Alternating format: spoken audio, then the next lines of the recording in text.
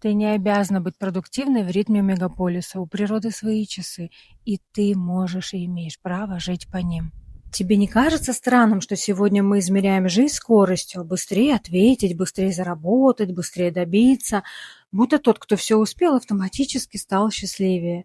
Но счастье никогда не любило спешку. Самые красивые вещи в этом мире рождаются медленно.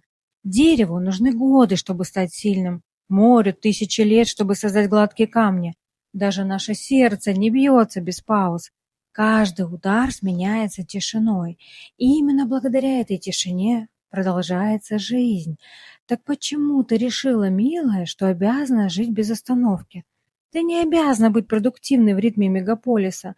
У природы свои часы, и, возможно, именно они ближе к тому ритму, в котором твоя душа наконец сможет выдохнуть.